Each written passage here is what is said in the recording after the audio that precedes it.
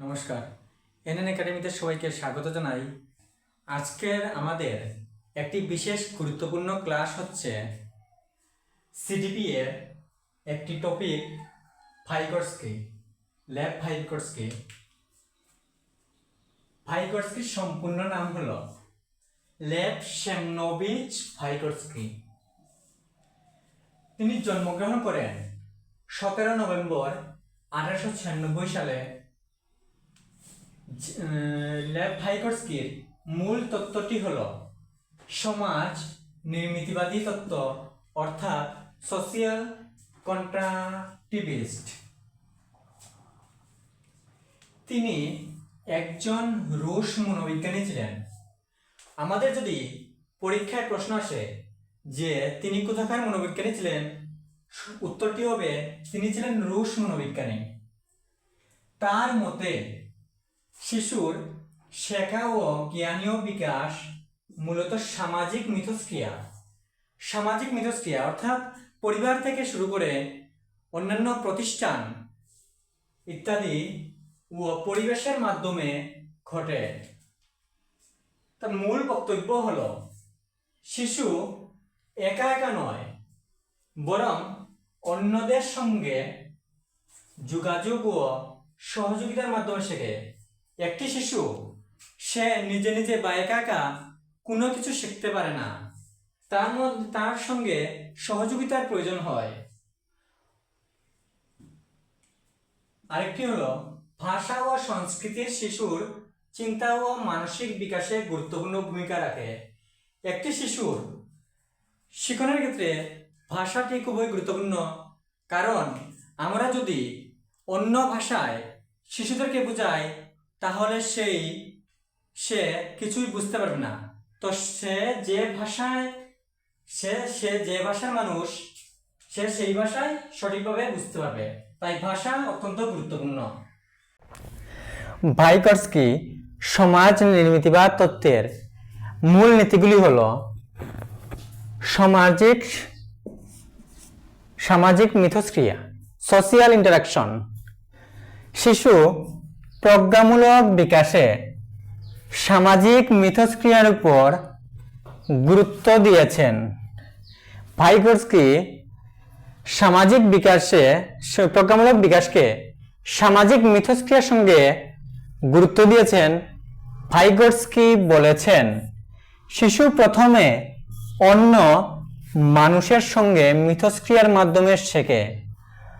অর্থাৎ একটি শিশু অন্য আরেকজনের সাহায্য নিয়ে অন্য একজনের সাহায্যে সে শেখে এবং পরে শেখা বিষয় নিজের চিন্তা ও জ্ঞানের অংশ হয়ে যায়। অর্থাৎ অন্যের সাহায্য নিয়ে একটি শিশু যা শেখে, পরবর্তী সময়ে সেই শেখা জিনিসটি তার নিজের বলে মনে করে। যেমন একটি শিশু অঙ্ক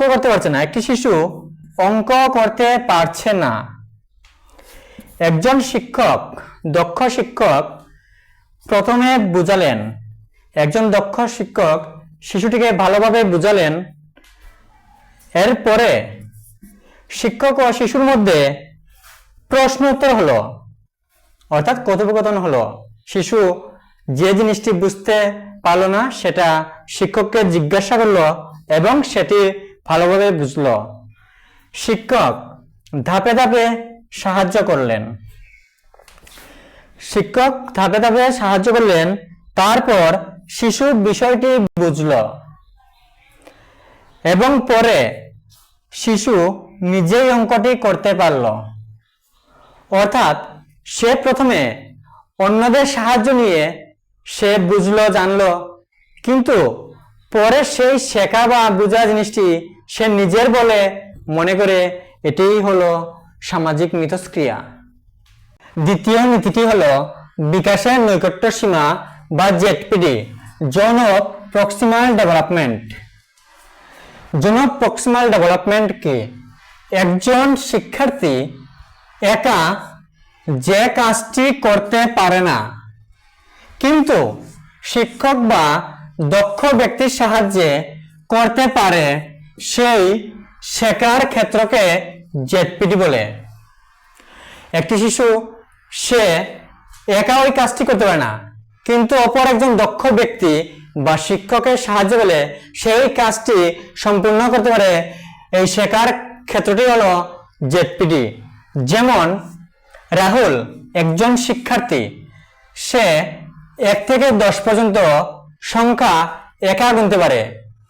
একটি শিক্ষার্থী রাহুল সে 1 থেকে 10 পর্যন্ত সংখ্যাটা নিজে নিজে গুনতে পারে, কিন্তু 11 থেকে 20 পর্যন্ত সংখ্যা একা গুনতে পারে না।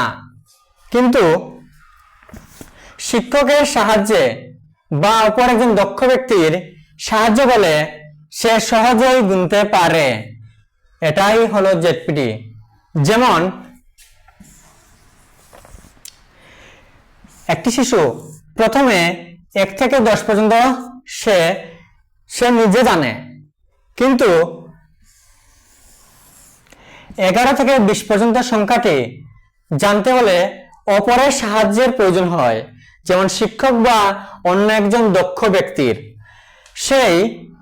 সেটা একা জানতে পারে এবং সেটি অপর একজন দক্ষ ব্যক্তির সাহায্যে জানতে পারে, কিন্তু এই মধ্যবর্তী যে দূরত্ব থাকে সেটাই হলো জেডপিটি। মধ্যবর্তী যে দূরত্ব সেটাই হলো জেডপিটি। তৃতীয় নীতিটি হলো ভারাবন্ধন বা স্ক্যাফোল্ডিং। স্ক্যাফোল্ডিং কি? শিক্ষার্থী কোনো নতুন কাজ শেখার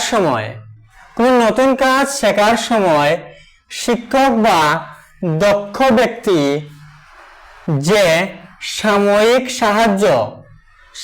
সাহায্য ও নির্দেশনা দেন এবং শিক্ষার্থী দক্ষ হয়ে উঠলে এবং ধীরে ধীরে সেই সাহায্য কমিয়ে দেন, তাকে স্ক্যাফোল্ডিং বা ভারাবন্ধন বলে।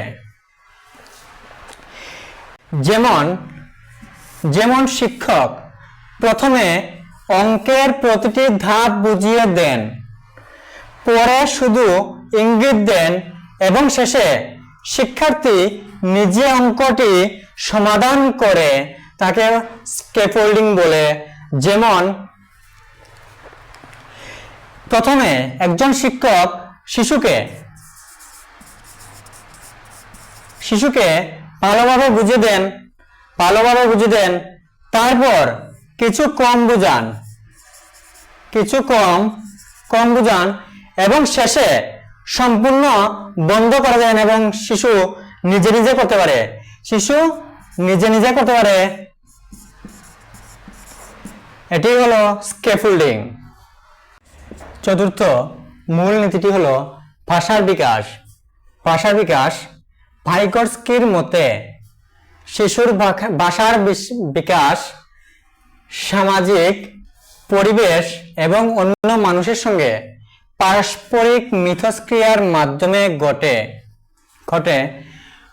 অর্থাৎ একটি শিশুর ভাষার বিকাশ অন্য একজন মানুষের মিথস্ক্রিয়ার মাধ্যমে ঘটে। যেমন একজন শিক্ষক একজন